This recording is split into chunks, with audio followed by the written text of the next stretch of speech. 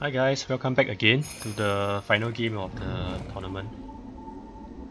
Previously we encountered an issue. There was a disconnect bug where certain players could not connect back to the game, so we had to remake the game completely.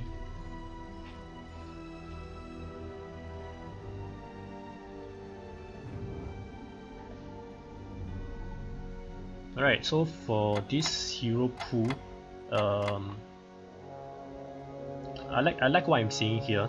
I see there's an IO Medusa. That's a pretty strong combo.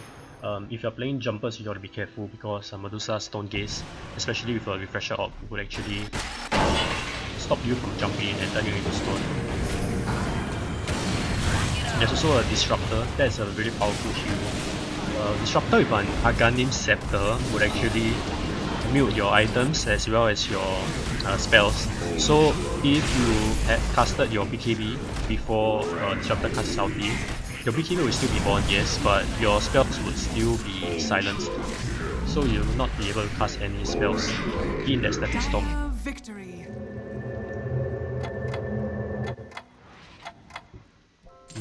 A very good tank here would be Wraith King. Wraith King is really strong because as long as he hits level 6, he would have his reincarnation, and with an Aeon Disc and Aghanim Scepter, a Wraith King alone can delay the enemy team by 10 seconds to 12 seconds.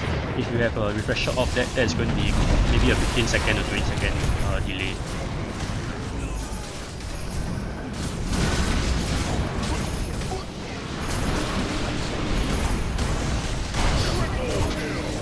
Yeah, like I mentioned, a Keeper of the Light is very strong in the early game because you get a innate Aghanim Scepter, and what this does is that you get a, like you see just now, there's this disco ball of light that actually sucks everyone in like a black hole. Yeah, so that's actually very strong early game. You can sell him off once you require slot for your other heroes.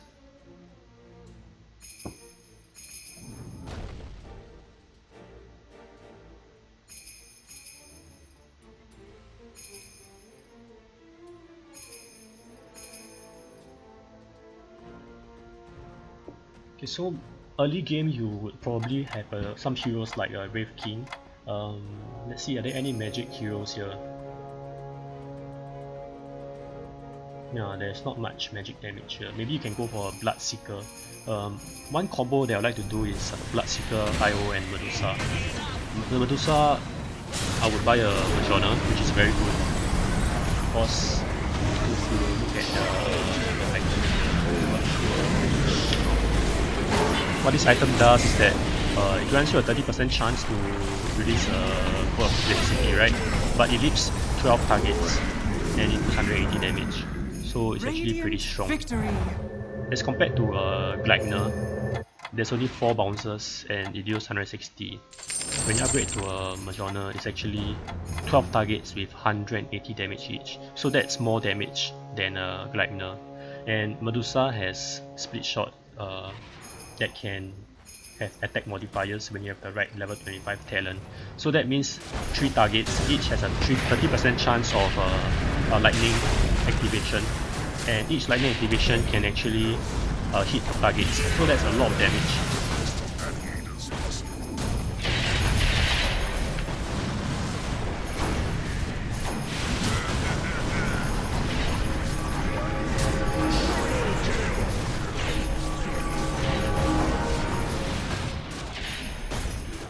Okay, so the reason why I would use Bloodseeker, IO and Medusa combo, how it works is that IO and Medusa is a standard combo, right?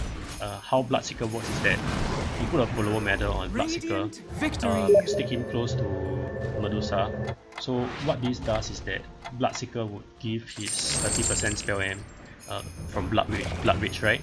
He will cast Blood Rage on Medusa. Medusa would get 30% spell amplification, and it would get the attack speed as well. So this is actually directly boosting Medusa's DPS by quite a lot. 30% spell M. Like we mentioned just now, this item provides 180 magical damage when it activates his lightning, and this is magic damage. So you'll be increased by that 30% Blood Rage spell amplification. On top of that, he has extra attack speed from Blood Rage, so it's a very good pairing actually. And also Bloodseeker Blood Rite actually silences a very big AoE as well, so it's a very good spell.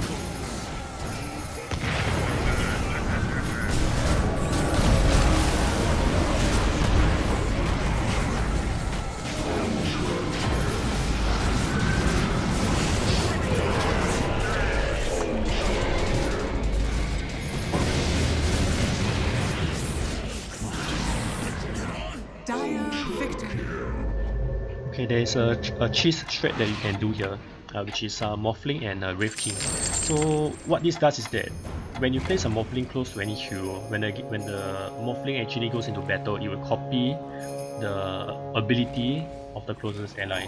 Most of the time it's an ultimate ability, but sometimes it could be a passive or other spells. Yeah, so when Morphling is paired with Wraith King, Morphling will copy Reincarnation. And this means that Morphling has an additional, like, it's a 3 Aegis. Yeah. Like you see here, Morphling has a Reincarnation.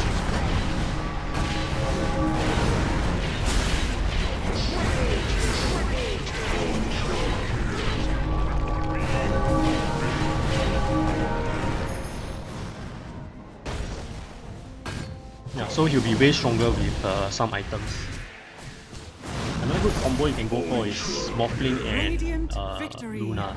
So Morphling will actually steal Moon Glyphs from Luna, and because Morphling actually has waveform attack targets. Yeah, so what this does is that let's say waveforms over 4 targets, okay, 3 targets, it hits these 3 targets. So each hit would actually trigger a Moonglyph bounce. So you hit Sand King, the Moonglyph bounce would be 6 targets, and then kill TL another 6, and Takis another 6. So that's 18 Moonglyphs bounces already. That's a lot of damage just for one waveform. This is not even factoring in the right click of Morphling.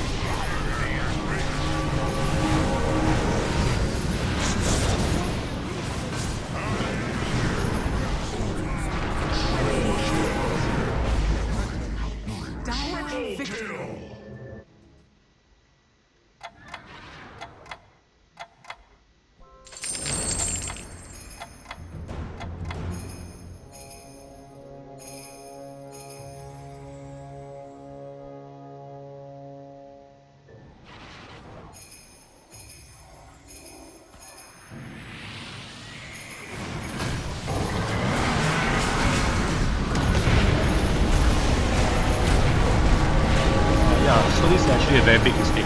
You see that Hakim 4 actually has a Centaur and he takes the front lane. So what happens is that your Centaur would cast your Stampede very early, and what this does is that it forces your team's backline units to rush forward. And when it rushes forward, the two teams will actually get stuck here, and it's very easy for your opponents to deal AoE damage to you, since you guys are both clumped up and clustered here. So you gotta be careful of that, because if let's say you're trapped here, Tiny's combo will actually kill you really fast. And don't forget there's a Underlord here as well. So if you're playing Centaur, make sure that you're playing backline, or if you're playing frontline, make sure that you teleport your Centaur to the backline.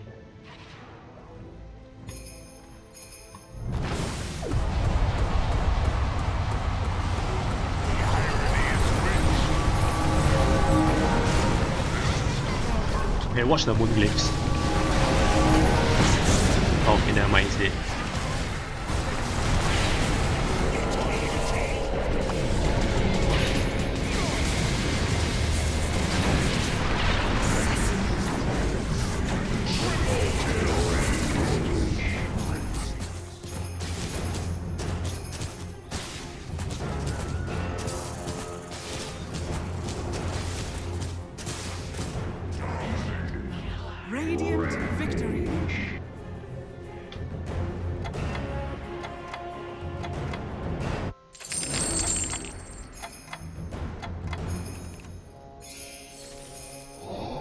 Yeah, if he's playing a techies bomber build, he needs to disable the blast off and put an attack free medal on techies and then put a follower medal on triple light. If not, he will jump in front and just die. As you see here. If you buy a Gundam, you just want your techies to constantly planting bomb. So you would want him to be at the back, put an attack free medal, change the talents to cast range and mines move speed so that you can just cast your mines safely and your mines can just walk forward.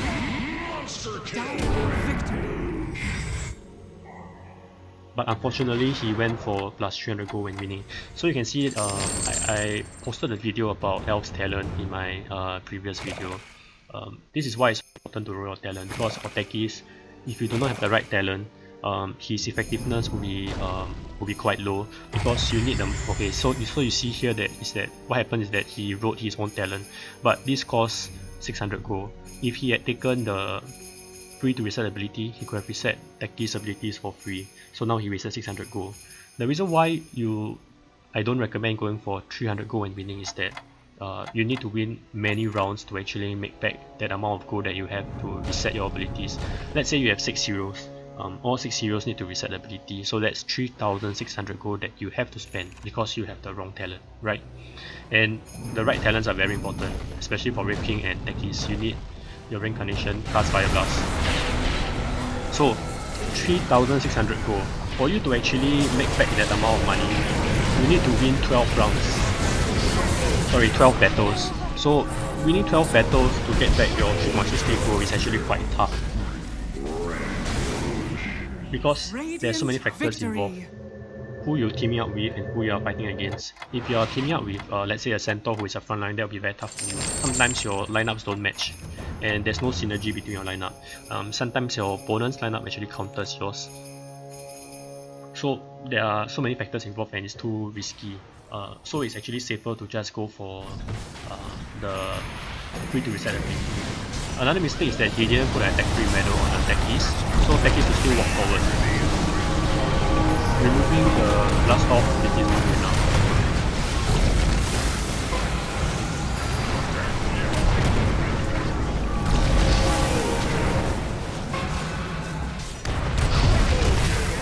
Okay, this Rubik plus 300 damage. So Rubik is actually very good early game because your level 10 talent, Fate Boot borrows hero damage, so you're actually stealing damage from them. And level 20 talent, minus 4 second Fate Boot cooldown, sorry, so that's actually a 4 second cooldown. That's actually really fast, it's a very strong nuke. Yeah. And you have plus 40% spell rank for stolen spell, so it's actually quite decent early game for Rubik. Yeah. But for late game, it depends on the type of spells that is in the pool. I think it's quite decent because there is Stone Gaze. There's a lot of big ultimates that you can steal, such as Disruptor ulti, Enigma's Black Hole.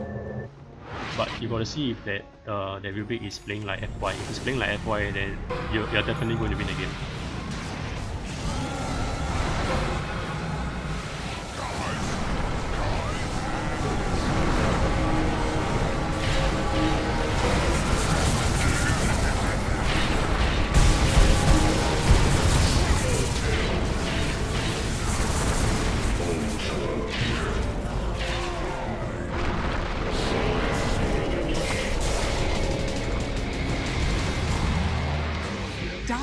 Victory!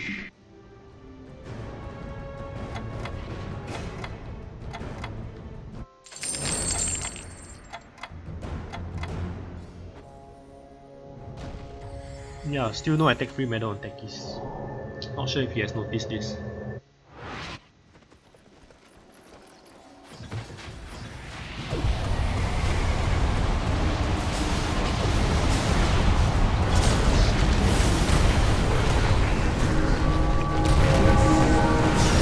Here there is only one player that is going for Sand King. Sand King is generally not a very good hero. Yes, he can do a lot of burst damage early game, but the problem is that once the opponent starts getting BKBs, Sand King is actually quite useless. You can't do any damage with your spells at all. Just one BKB counters everything, and you can get busted down quite easily when you are not doing any damage. it's better to go for heroes that can do damage through BKB, or actually has spells that pierce BKB, such as Magnus.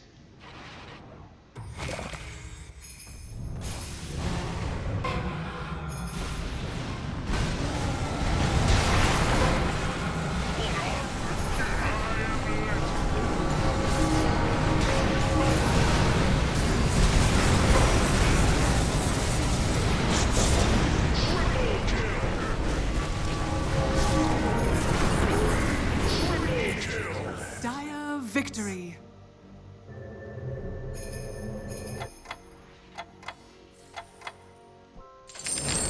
Yeah, Void Spirit is also it has the same problem as Sand King, but slightly better, I guess. Yeah, your damage are all based on spells, and you do not really scale very well into the late game.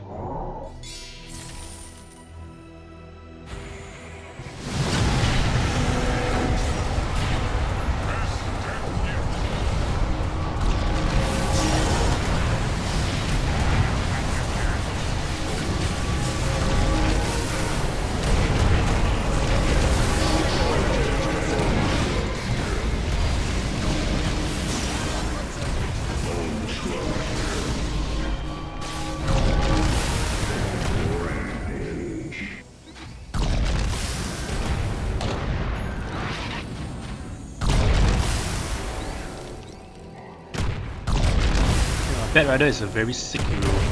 You can see it's Flaming Lasso. The cast range is actually really high. He has plus 250 cast range at level 25, and with Aghanim Scepter, its cast range is actually 600. So with 600 plus 250, that's actually 850. And if you have an Aether Lens, that's easily 1000 plus. So you can actually pull an enemy unit further than the range unit's attack range. Sorry, the range carry attack range. That's quite sick.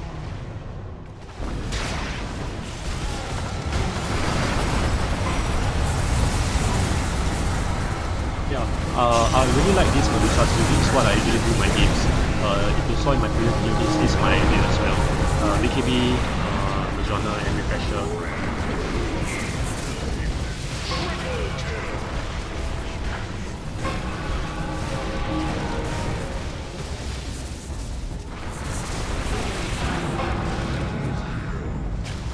Sometimes it doesn't matter if you lose. If you are able to deal huge AoE damage, even if you lose, you are losing 85 health, that's fine. But if you win, you're going to win by a huge margin, so it's okay. Early to mid game is not about building your end game lineup. Let me repeat, it's not about building your end game lineup.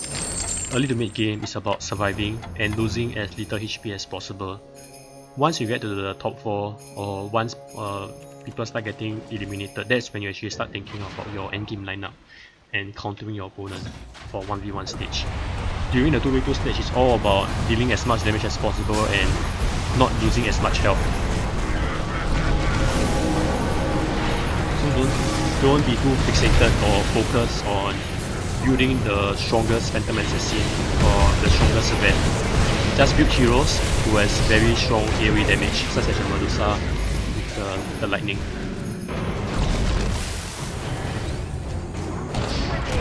Or even a tiny with an Aghanim for the AoE damage.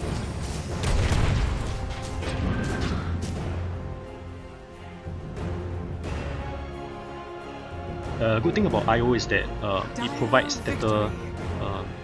When it tethers, it grants the scepter bonus, so you're actually saving a slot for your carry. You don't have to buy an Aghanim, you don't have to eat an Aghanim.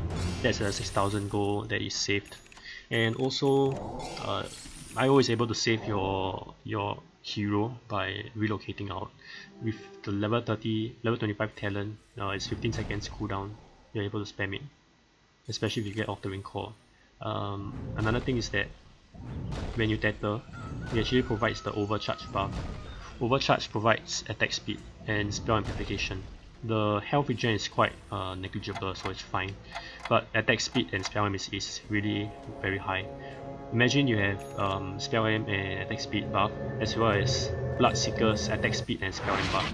So that's actually a very huge buff for your main carry. So that's why a lot of people have been asking me how come my carry has very little items and is maxed out but is able to do so much damage and able to win the games. Because I focus a lot on my supports to increase and buff my carries so that I can deal more damage with very little items.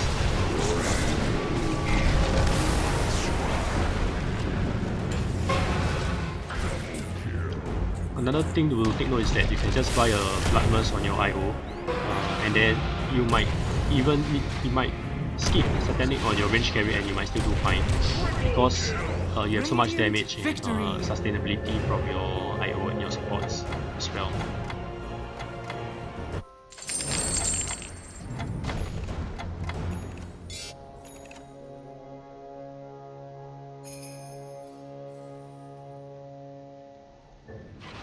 Yeah, so positioning is also very important. As you can see here, the tank is always in front to bait out spells. He's taking up the Luna's ulti, and then we have carries, one on each side. Tiny is here and Medusa is here. So that's a standard positioning that you should always be doing. Spread your carries out, don't clump them up in the center, because when this happens, a stun, when stun comes in or any disables, both of your carries will get caught in the AoE. It's always better to spread them out. Like what they say, do not put all your eggs into one basket, so please spread out your units.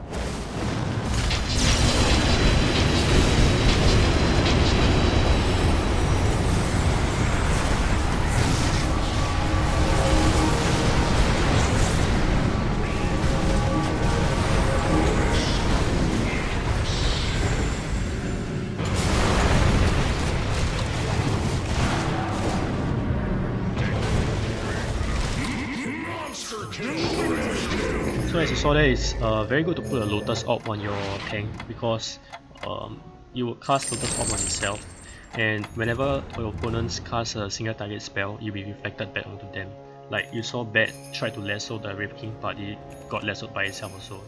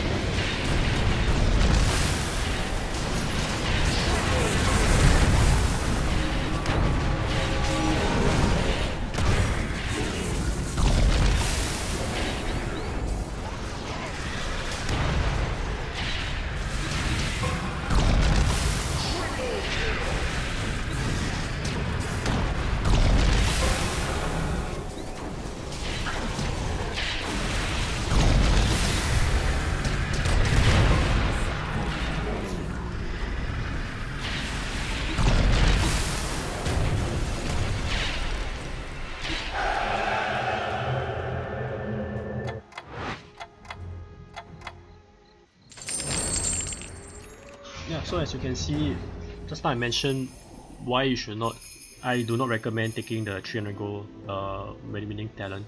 You can see that so far in the 25-minute game, they have each battled close to 11 times, and you need to have won all 11 games for you to have or 11 battles, sorry, to have gotten 3.3k gold. So that's very unrealistic, because by then tombs will start dropping already. Tombs would drop at round 25, so it's just 2 more rounds before tombs start dropping.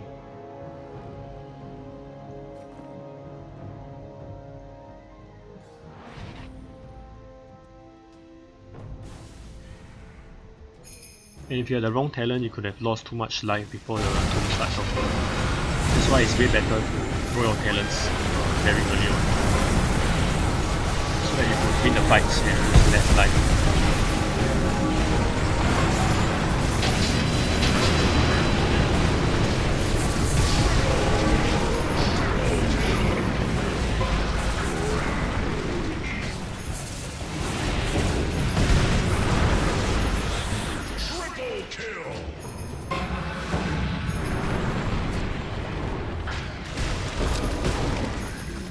Radiant victory.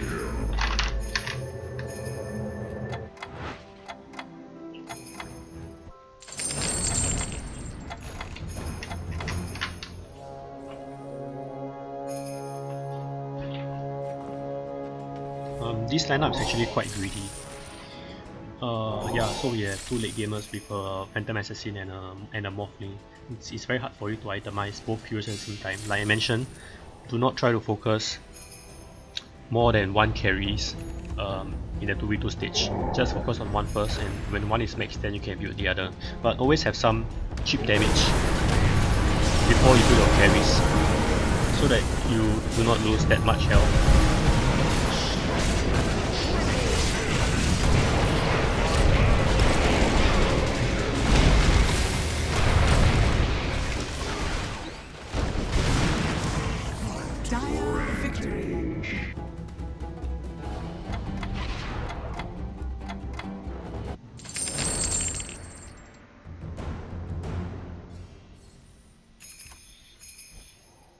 Let's see how much a Wraith King costs here. One Wraith King costs 1.2k here.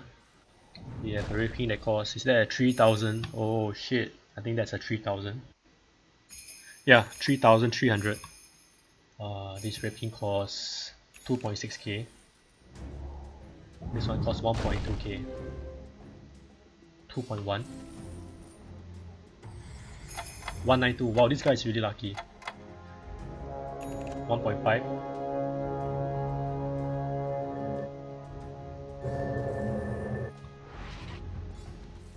Wraith Kings are so expensive here.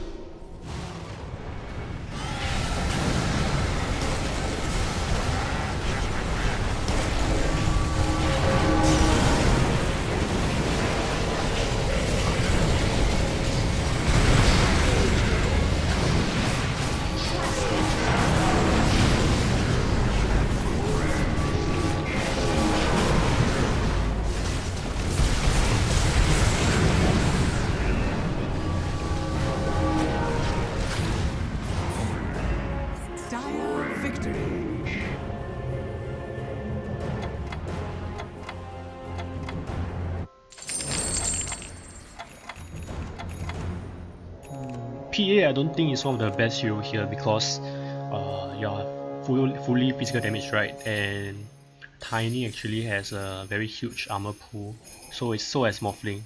So it's very hard for you to actually do damage because of their high physical resistance.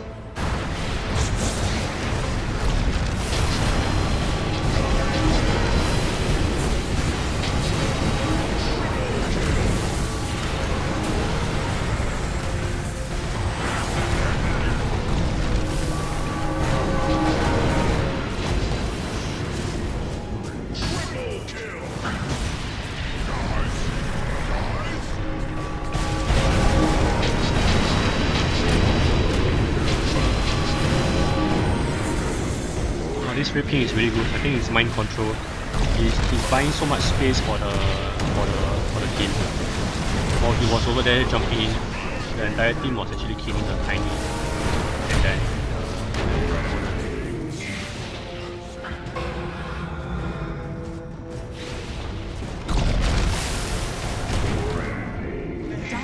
victory.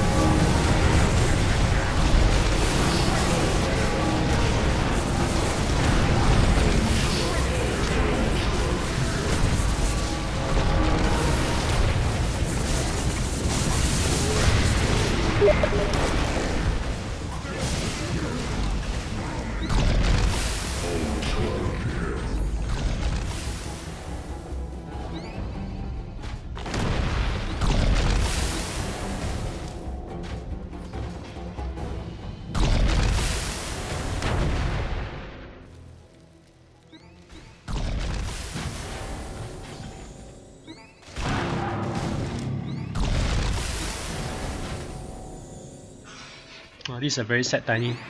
Spending his whole life looting mines.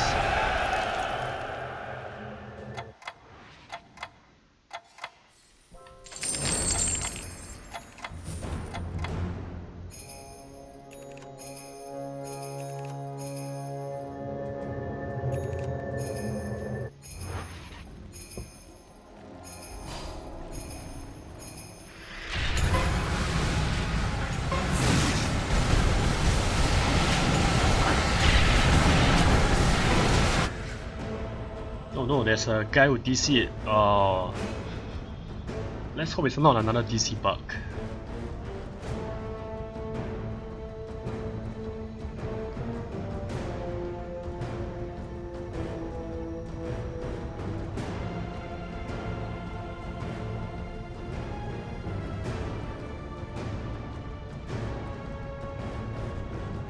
I think by now you guys should have seen the power of a Morphling and Wraith King.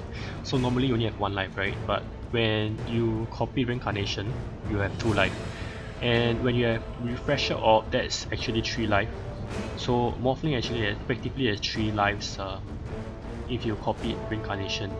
And it's really hard to take down a Morphling with the Attribute Shift, because if a level 30 talent gives you Attribute Shift or stun, so it actually takes quite a lot to actually burn down a Morphling.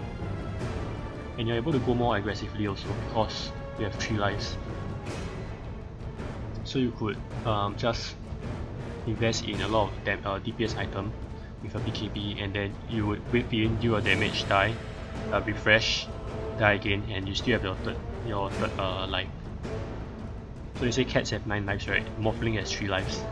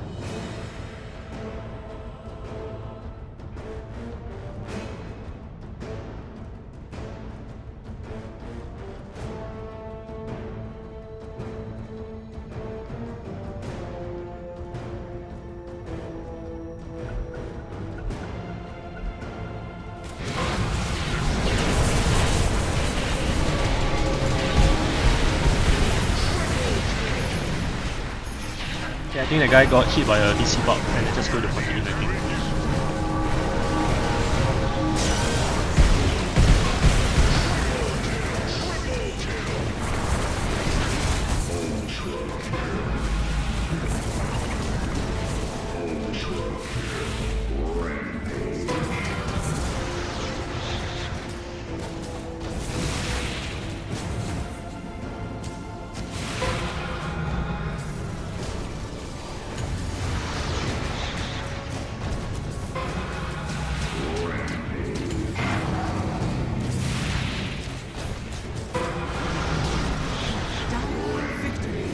Rubik's actually quite strong. As you can see, his telekinesis cooldown is only 4.5 seconds. That's a really short time actually.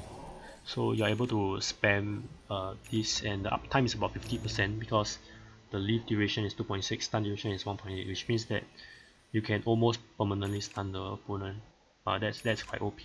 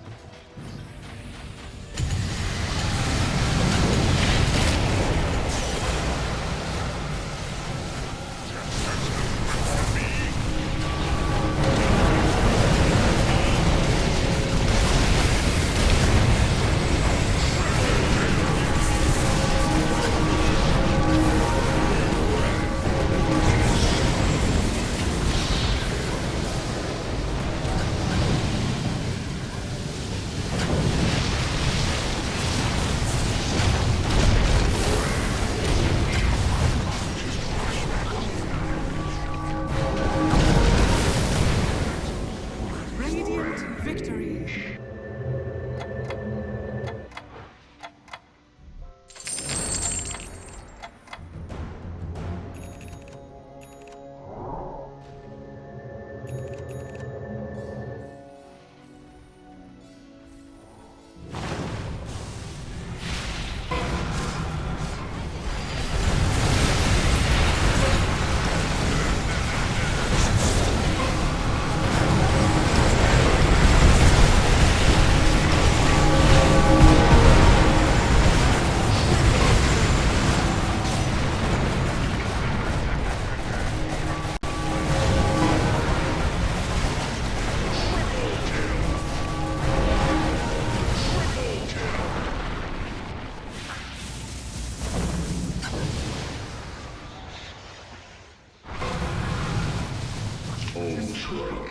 Dire victory.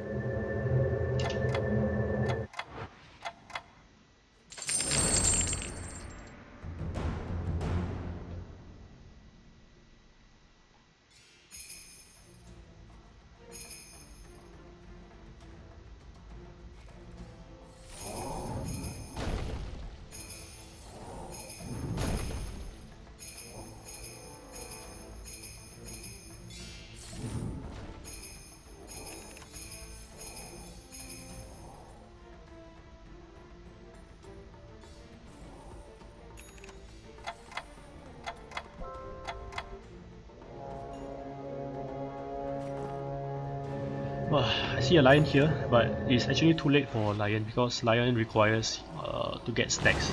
But this lion has 0 stack and it's already 37 minutes in the game. So I am not sure this lion is really very useful. Especially with jumpers like wobbling. What happens is that lion is just going to be running back. He will not take part in the main team fight where he can actually finger. He'll just be fingering the wobbling, which can lifesteal your satanic back again. So you're actually wasting a lot of time.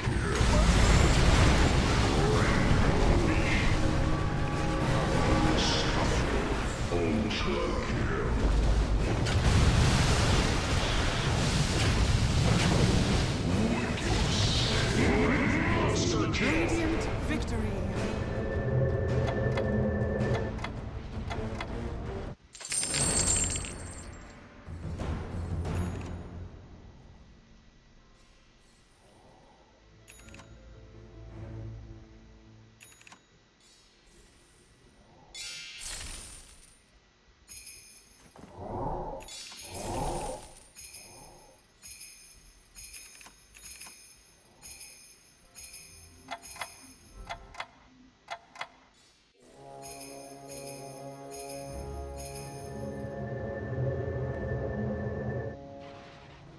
Here you can see there's an interesting build here. There's a Sand King with attack 3 matter. So what happens is that Sand King is going to cast his spells and he's going to run backwards. He's safe.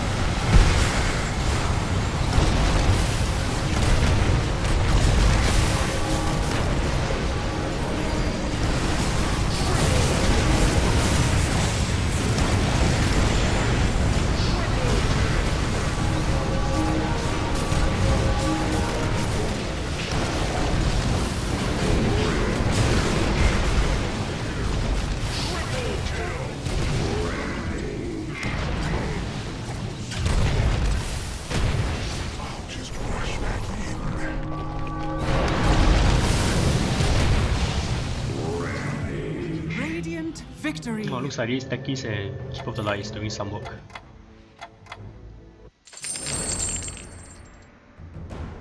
I think the main usefulness of this is that the static trap can actually root the opponent for 5 seconds. When you root, the Morphling cannot waveform and actually keeps the opponent stuck at where they are, and then your heroes can wave in and clean them up.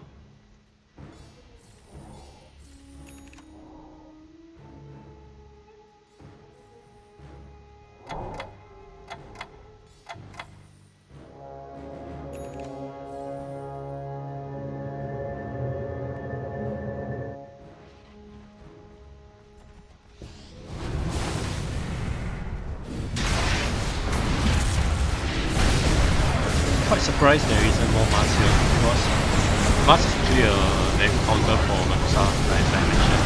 It blocks the attack projectiles.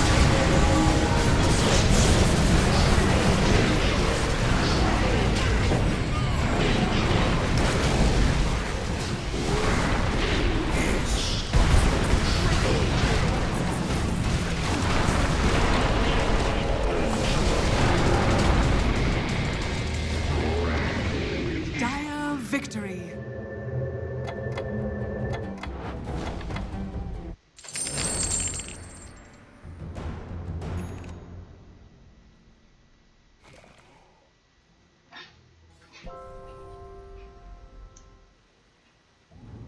Oh, so this is a magic Morphling actually.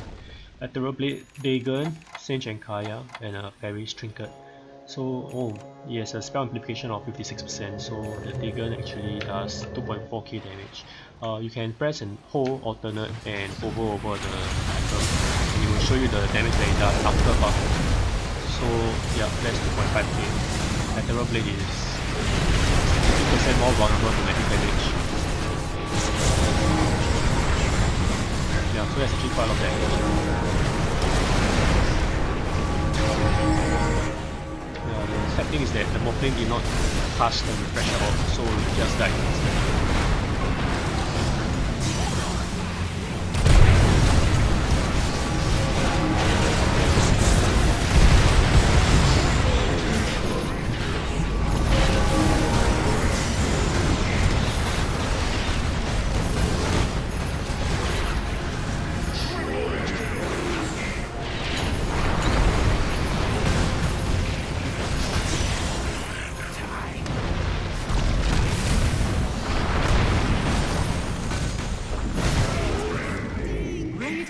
Victory! Oh, this guy is so lucky. He picked up a rapier.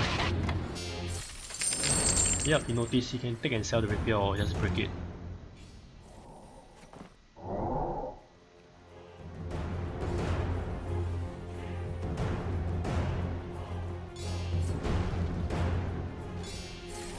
Okay, now we see more disruptors coming out. Disruptor is very good for controlling the enemy because Static Storm disables their items and spells, and also Kinetic Field, when it's casted, the heroes will not be able to cast. I mean, they won't cast the BKBs and they will get stuck behind the Kinetic Field.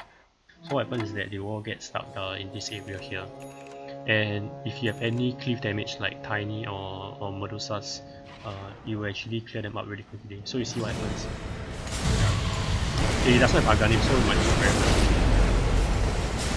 But you can see he'll be stuck behind that static field and he will not cast BKB.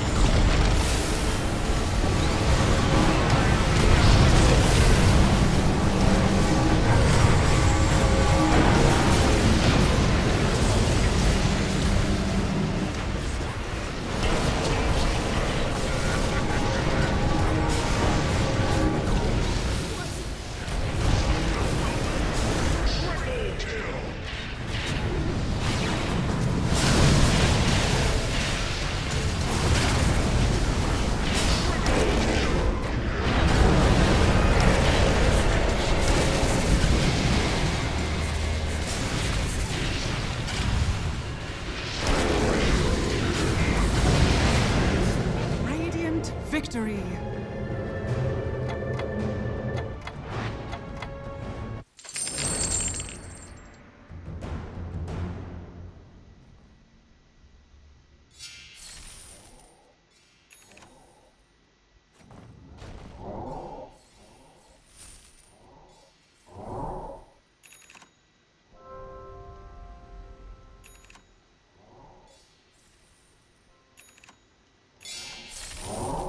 For Morphling, you actually need more stats, so a growth bow will not actually be very useful. Yeah, but probably waiting for a tier 5 item to roll. Actually, I have a tier 5, so it's better to roll for something else because Morphling already has a lot of attack speed, so the growth bow does not really help. And since you're away from around, you do not really need the attack range. It's better to go for something with more stats. And you need a refresher off for not once your BKB runs out, you die very quickly. So you see now the BKB has run out. Morphling will jump in and die. If the opponent's troop is still alive.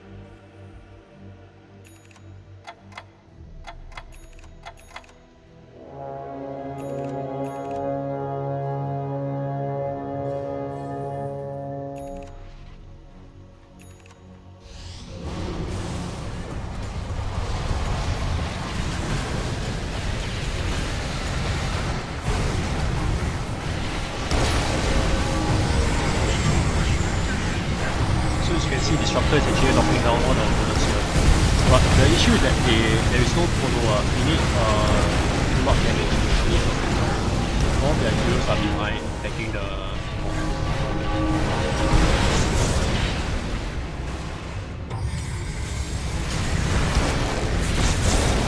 wow, this Magnus, man. I think this Magnus is a rise.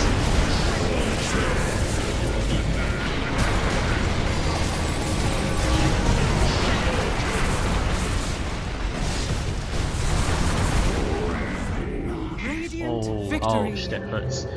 Refresher of God broken.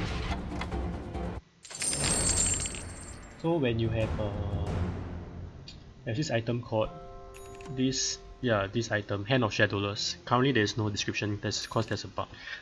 When you have a Hand of Shadowless on a melee hero and you kill an enemy hero, there's a chance for you to steal their item. So when you steal an item, it actually breaks their items down. So let's say you have a Satanic. If your Satanic is broken, they might steal your River in the worst case scenario. So that's a 3.2k gold loss for you, which hurts a lot.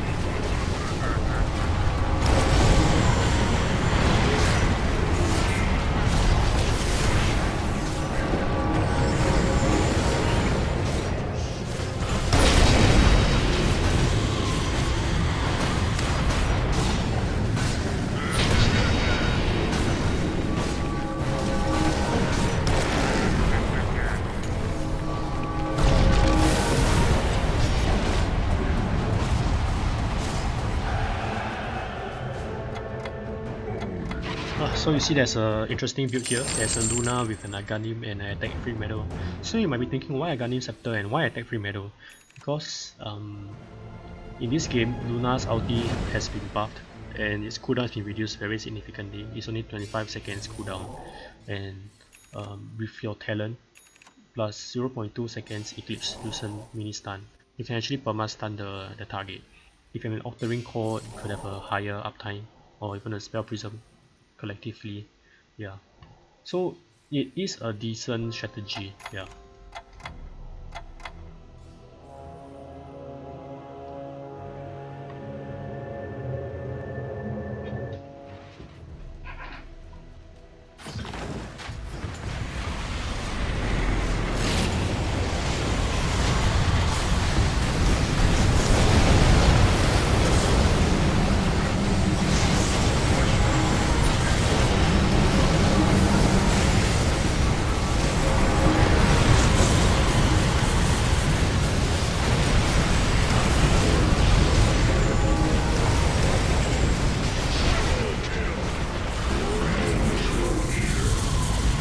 This game, Radiant Waffling and victory. Whipping are very strong because it actually forces the opponent's Enigma to cast a Black Hole.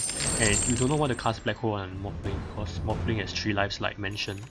Waffling and Whipping both have 3 lives, so you're actually wasting your Black Hole on them. You actually want to target heroes in the back line, but you need Assassin Meta for that. And it's also very risky to jump to the back line straight away.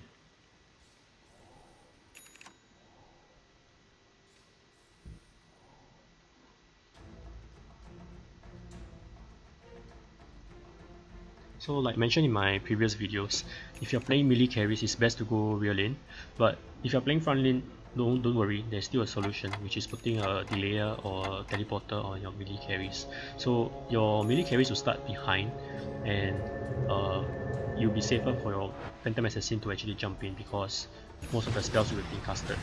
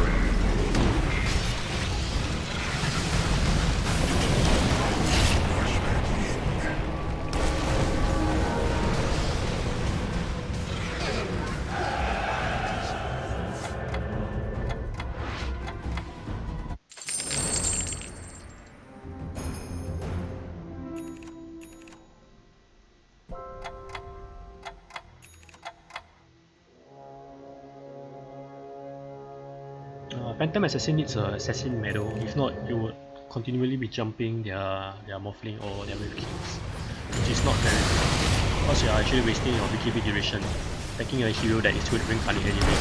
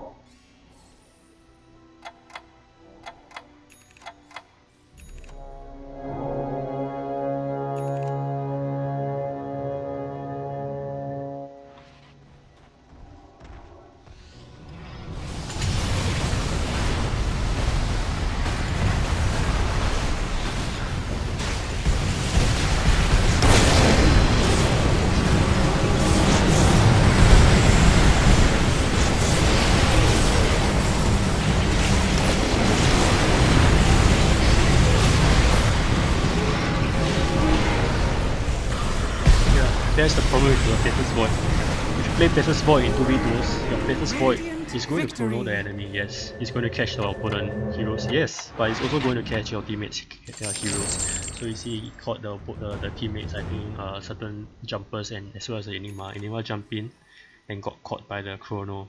Yeah, and that's very disastrous. So only play Faceless Void if you are playing front lane and you are jumping in. Or it's the 1v1 stage. That's when Faceless Void shines the most.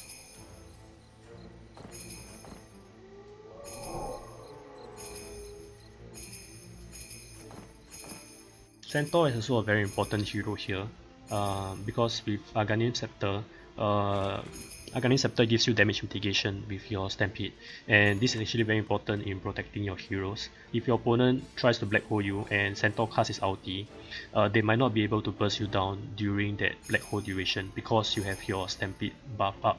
And if you're able to survive through the 2 black holes, then the opponent has a very low chance of winning since they have used up their spells. And not to mention, Centaur actually gives a retaliate aura, so the more the Medusa hits your heroes, the more you will take damage.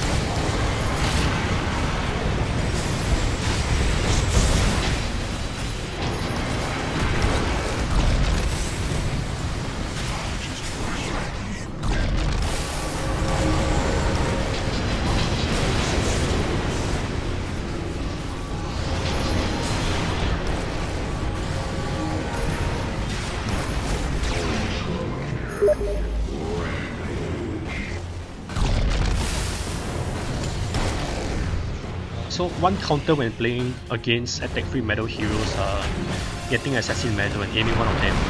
So the way attack free medal works is that whenever they sense that there is an enemy hero that is close by, maybe 300 range, what they'll do is they'll always run back, so that they'll be safe from their enemy heroes and they are still able to cast their spells safely. So if you are within their cast range, it's fine. I mean, they will run back. If you're out of their cast range, then it's fine. Then they would continue. They will stay at their same spot, yeah, or even walk forward to cast their spells and then run backwards when you are close within their cast range. So when this happens, they will actually run back because Wraith King has assassin medal on techies, and Bloodseeker has a attack free medal as well. Bloodseeker will run back because Wraith King is in front. So this means that Bloodseeker will not cast the dagger or the spells Blood Rag on the main team fight. It would only cast it on Wraith King, and Wraith King has 3 lives, so you're actually the Wraith King is actually delaying the entire backline of the enemy.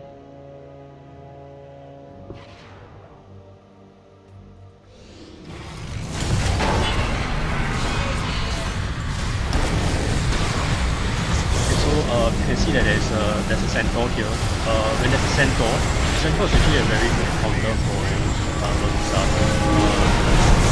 Because when Medusa hits, he actually loses mana very quickly. You can see his mana drops very quickly because he's attacking 3 units, and each unit attacking is actually losing life because of Centaur's retaliate. Centaur used to be stronger. The retaliate used to have higher base damage. I think it was 192 damage, but it was nerfed recently because it was too overpowered. Yeah, but it's still a very decent hero. You can stack Apex and the Medusa can actually kill herself while hitting your teammate. Let's say you have 300 strength, so 300 strength times 0.7, let's say that's about 210 or 220, 230. So each hit on your heroes would return 220 damage for Medusa. And let's say Medusa split shot hits how many targets? It hits 4 targets, so additional 4 targets, so that's 5 targets. So 5 targets times 220 damage. Each hit would actually cause Medusa to take 1000 physical damage. So that will be burning through its mana pool very quickly.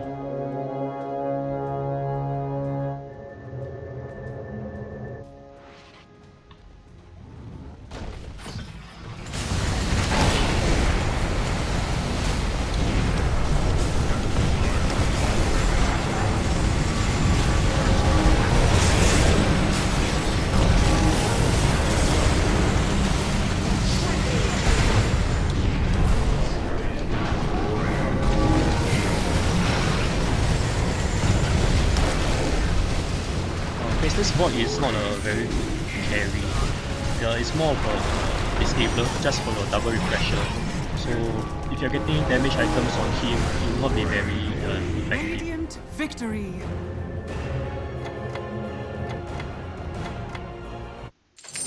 You can see here that the Medusa is actually, he has a blink dagger. So the reason why he has a blink dagger is because your opponent jumps behind and Medusa stone gazers. He's going to waste his ulti on just a Rift King or Morphling.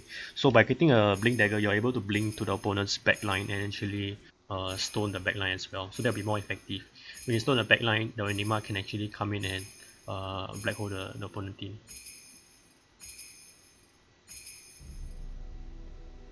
And he has very good setup spells as well. You have a Disruptor. Rift King will jump in. Actually, the Clock will jump in first, stop them. The Rift King will jump in next. And then the Disruptor will cast his spell. Medusa will jump in with a Stone Gaze and he will stone them. And then Enigma will come in with a Black Hole. You do not have to get a dagger because with the lens, you actually have quite a big range as well. So you do not really need to get a lens. So okay, the Medusa jumping in. When you jump in, it actually stops the enemy's Black Hole because Stone Gaze actually petrifies them, right? So if your Enigma is casting a Black Hole and the opponent Medusa is jumping in, the Stone Gaze will actually stop your Black Hole. So that's actually a very counter for Medusa as well. If the Medusa was behind, it might not actually hit the Enigmas and stop his Black Hole unless your opponent's Enigma is jumping in as well. So Blink Dagger Medusa is a very situational item, but it could work in certain situations like this one.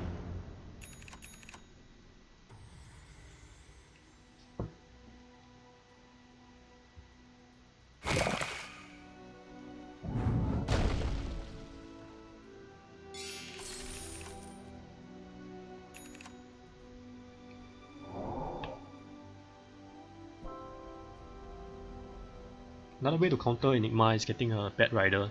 Bat Rider has a very huge range, so if you put a delayer on a Bat Rider and you put a second medal, you can actually catch the Enigma even before he jumps in.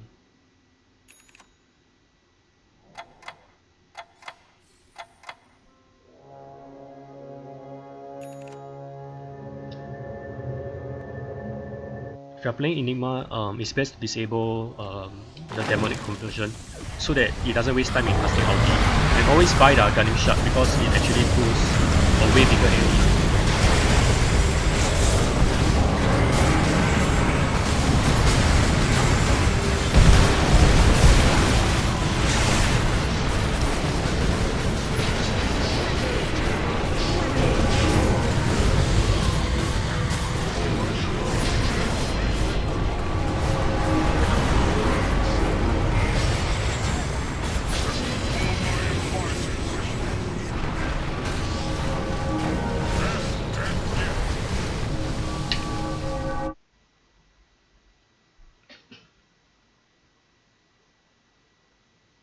Okay, the game ended because Dota TV does not allow me to watch the entire game, so I will be stopped a few minutes before the game ends. But we can still look at the end game screen and see who won.